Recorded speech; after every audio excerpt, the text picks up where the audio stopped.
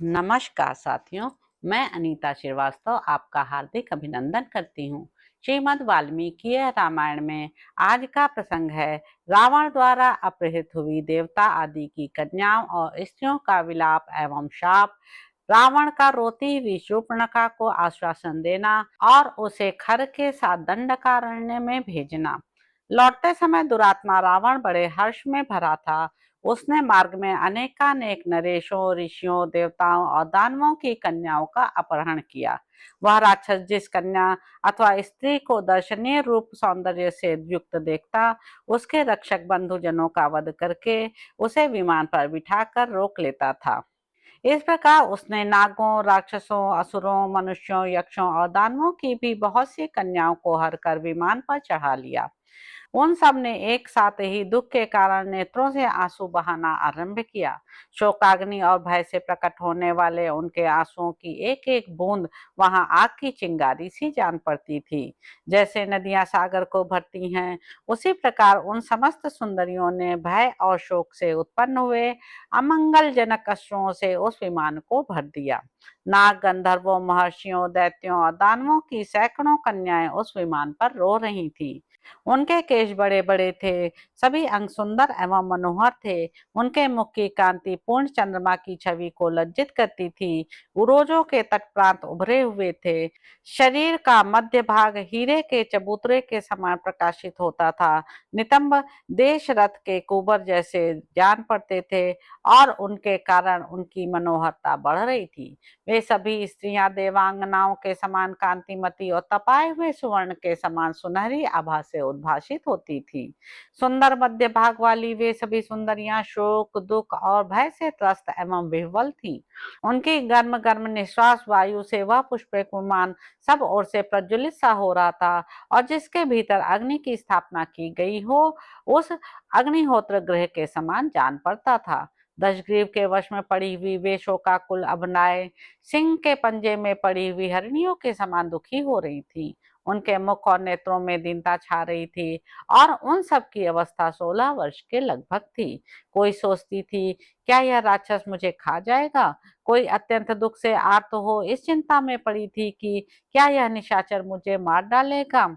वे स्त्रियां माता पिता, भाई तथा पति की याद करके दुख शोक में डूब जाती और एक साथ करुणाजनक विलाप करने लगती थीं। हाय, मेरे बिना मेरा नन्हा सा बेटा कैसे रहेगा? मेरी माँ की क्या दशा होगी और मेरे भाई कितने चिंतित होंगे? ऐसा कहकर वे शोक के सागर में डूब जाती थीं। हाय, अपने उन पतिदेव से बिछुड़कर मैं क्या करूंगी? हे मृत्युदेव, मेरी प्रार्थना है कि तुम प्रसन्न हो जाओ और मुझ दुखिया को इस लोक से उठा ले चलो। हाय, पूर्व जन्म में दूसरे शरीर द्वारा हमने कौन सा पाप किया था जिससे हम सबकी सब दुख से पीड़ित हो शोक के समुद्र में गिर पड़ी हैं। निश्चय ही इस समय हमें अपने इस दुख का अंत होता नहीं दिखाई देता। अहो, इस मनुष्य लोक को धिक्कार है। इससे बढ़कर अधम दूसरा कोई लोक नहीं होगा, क्योंकि यहाँ इस बलवान रावण ने हमारे दुर्बल पतियों को उसी तरह नष्ट कर दिया जैसे सूर्यदेव उदय लेने के साथ ही नक्षत्रों को अदृश्य कर देते हों। अहो, यह अत्यंत बलवान राक्षस वध के उपायों में ही आसक्त रहता है। अहो, यह पापी दुराचार के पथ पर चलकर भी अपने आप को धिक्कारता नहीं है। इस दुरात्मा का पराक्रम इसकी तपस्या के सर्वथा अनुरूप है, परंतु यह पराई स्त्रियों के साथ जो बलात्कार कर रहा है, यह दुष्कर्म इसके योग्य कदापि नहीं है। यह निशाचर पराई स्त्रियों के साथ रमण करता है, इसलिए स्त्री के कारण ही इस दुर्बुद्धि राक्षस का वध होगा। उन श्रेष्ठ सती साध्वी नारियों ने जब ऐसी बातें कह दी, उस समय आकाश में देवताओं की दुंदुभियां बज उठी और वहां फूलों की वर्षा होने लगी।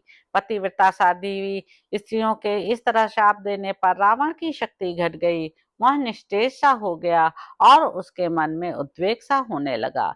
इस प्रकार उनका विलाप सुनते हुए राक्षस रावण ने निशाचरों द्वारा सत्कृत हो लंकापुरी में प्रवेश किया।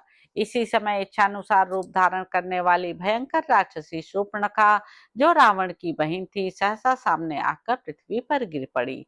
रावण ने अपनी उस बहन को उठाकर सांत्वना दी और पूछा, भद्रे, तुम अभी मुझसे शीघ्रता पूर्वक कौन सी बात कहना चाहती थी? शूर्पणखा के नेत्रों में आंसू भरे थे, उसकी आंखें रोते रोते लाल हो गई थी। वह बोली, राजन, तुम बलवान हो, इसलिए ना तुमने मुझे बलपूर्वक विधवा बना दिया है। राक्षसराज, तुमने रणभूमि में अपने बल पराक्रम से 14,000 कालकेय नामक दैत्यों का वध कर दिया है। तात उन्हीं में मेरे लिए प्राणों से भी बढ़कर आदरणीय मेरे महाबली पति भी थे। तुमने उन्हें भी मार डाला। तुम नाम मात्र के भाई हो, वास्तव में मेरे शत्रु निकले। राजन, सगे भाई होकर भी तुमने स्वयं ही अपने हाथों मेरा वध कर डाला। अब तुम्हारे कारण मैं वैधव्य शब्द का उपभोग करूंगी, विधवा कहलाऊंगी। भैया, तुम मेरे पिता के तुल्य हो, मेरे पति तुम्हारे दामाद थे। क्या तुम्हें युद्ध में अपने दामाद या बहनों की भी रक्षा नहीं करनी चाहिए थी? तुमने स्वयं ही युद्ध में अपने दामाद का वध किया है। क्या अब भी तुम्हें लज्जा नहीं आती? रोती और कोसती हुई बहन के ऐसा कहने पर दशग्रीव ने उसे सांत्वना देकर समझाते हुए मधुर वाणी में कहा, बेटी, अब रोना व्यर्थ है। तुम्हें किसी तरह भयभीत नहीं होना चाहिए। मैं दान, मान और अनुग्रह द्वारा यत्न पूर्वक तुम्हें संतुष्ट करूंगा। मैं युद्ध में उन्मत्त हो गया था, मेरा चित्त ठिकाने नहीं था।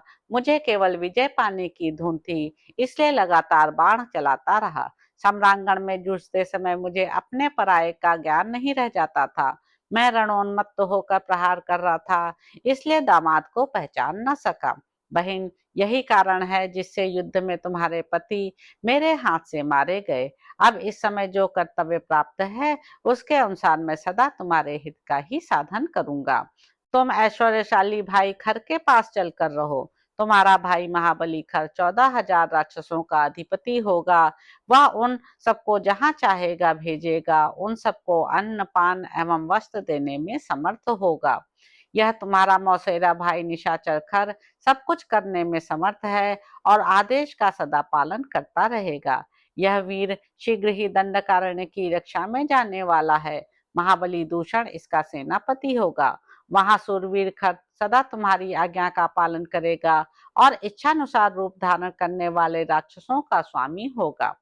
ऐसा कहकर दशग्रीव ने 14,000 पराक्रमशाली राक्षसों की सेना को खर के साथ जाने की आज्ञा दी।